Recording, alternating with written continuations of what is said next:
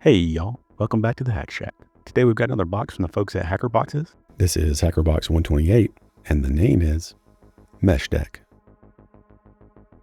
Let's get this on the bench and see what we have inside here.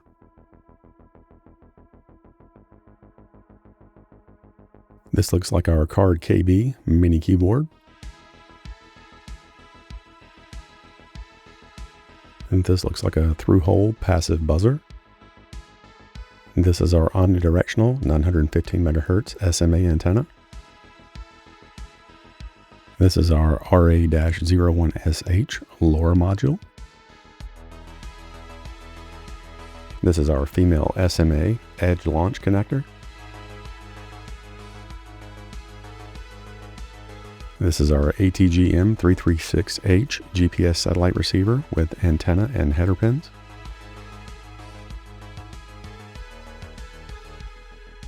This is our ProMicro NRF52840 development board with header pins.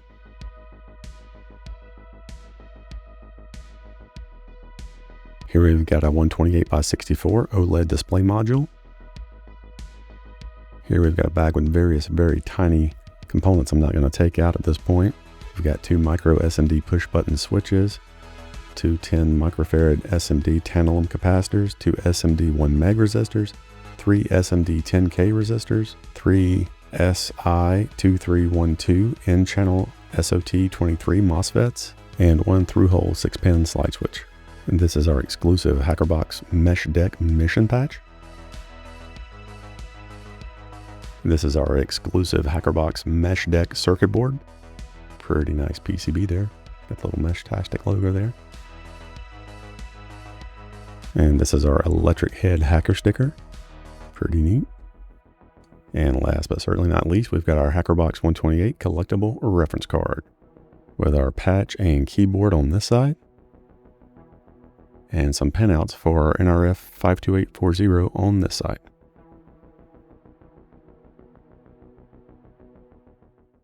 Before we move on, I'd like to take a moment to thank today's sponsor, PCBWay.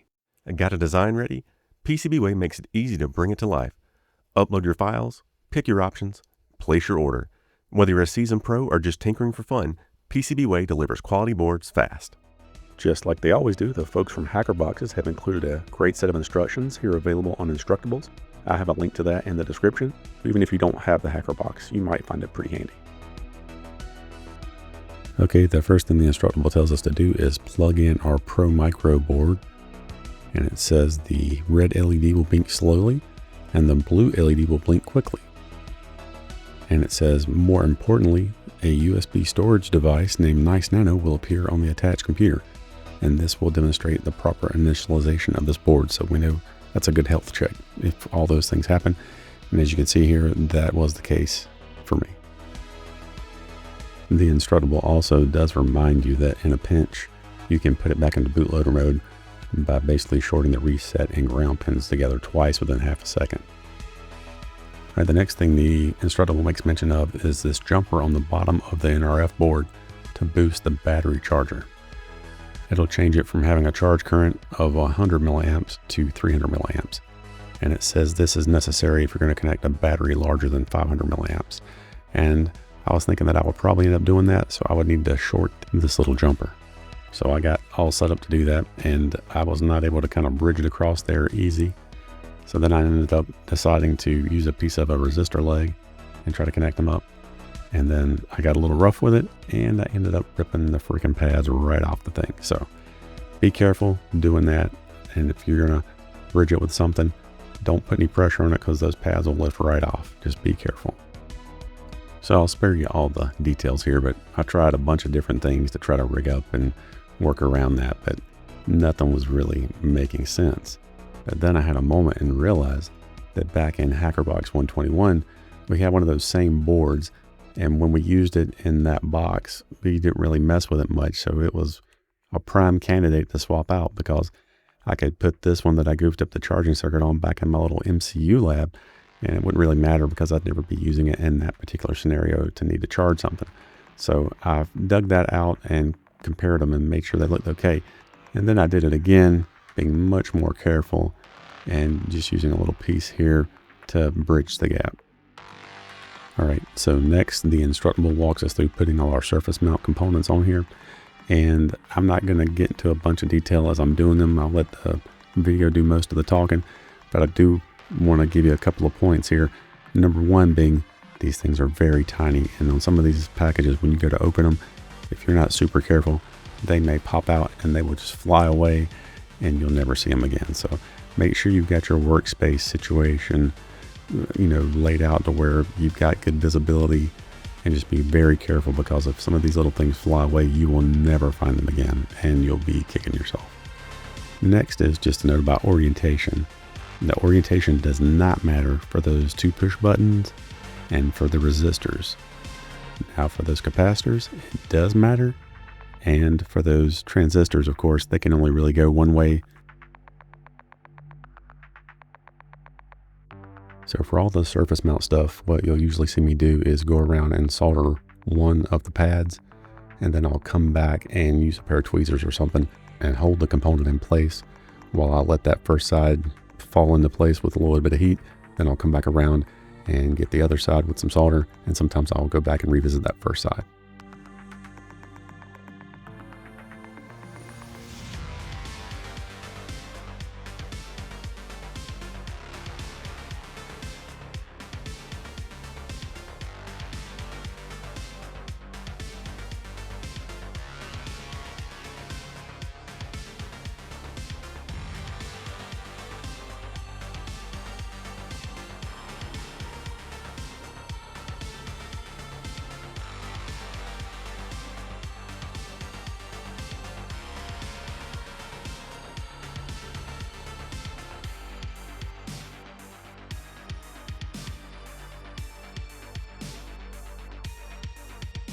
And don't forget, the capacitors do have a certain orientation they have to have.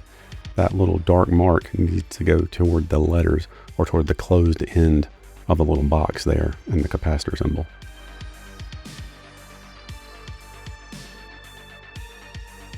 Now this LoRa module here is a castellated module, and if you've never messed with one of those before, there's a really nice tutorial covering those that is linked in the instructable, and I'll link to it here in my video as well.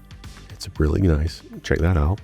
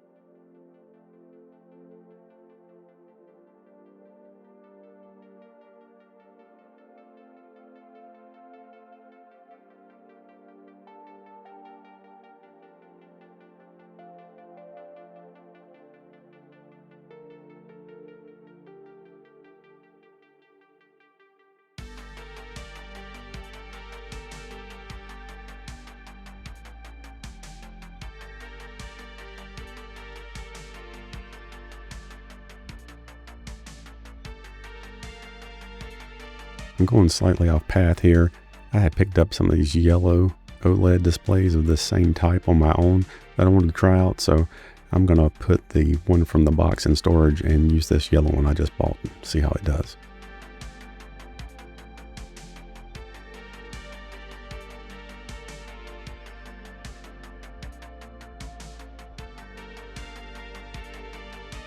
And here I ended up using some super glue to affix the keyboard to the main PCB.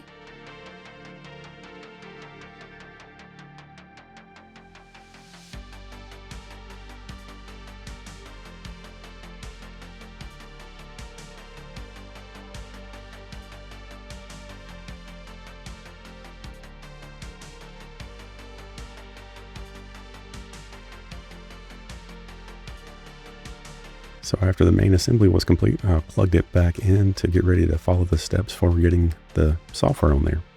I followed the link and looked at the steps here for getting the bootloader on there using this method 1.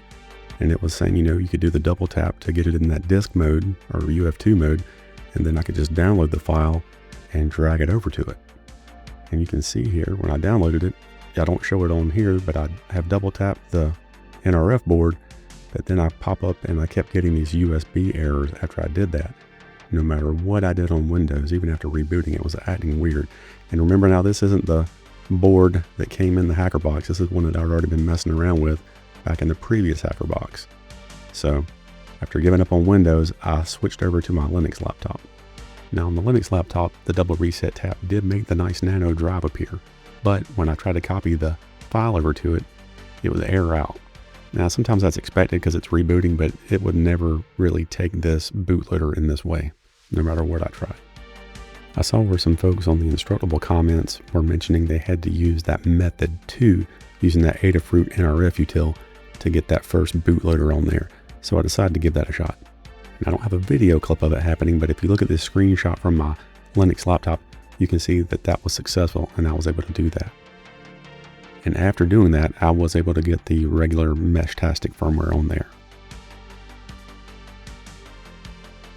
After getting that working, I started looking around for any 3D printed options any folks had cooked up, and I found these two here, and I went ahead and gave this one a shot and printed it out to see how it would work for me. And I messed around for a little bit, and then I noticed that the top wouldn't fit on the front cover there, and that's just because the person who designed this one, and it's no fault of theirs, I mean, they just trimmed off and didn't use that keyboard connector and just had the wires going straight to the keyboard, so they didn't have the clearance issues that I had.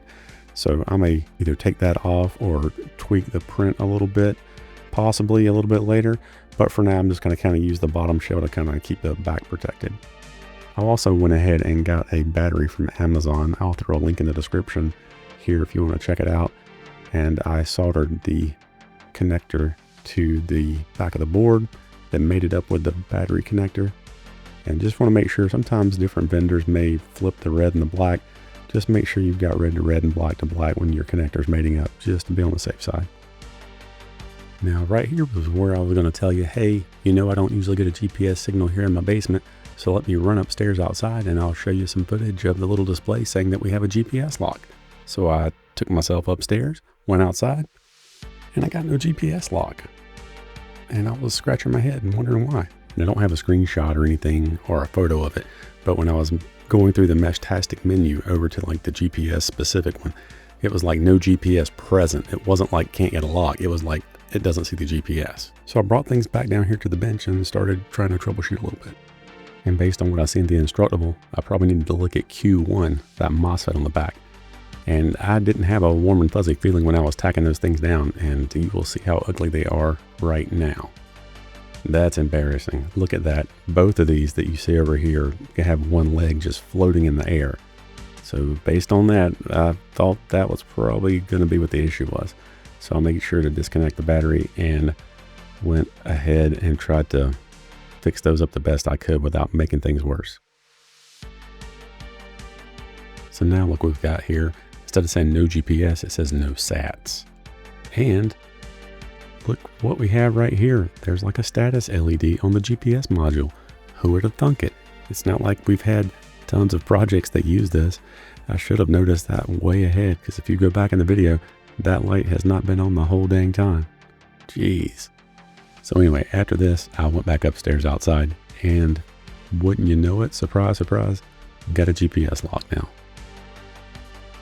Other than that, I've been playing around, chatting with some folks. My good neighbor over here, Retro Combs, has been messing with Meshtastic, so he's always game to help me do a quick test.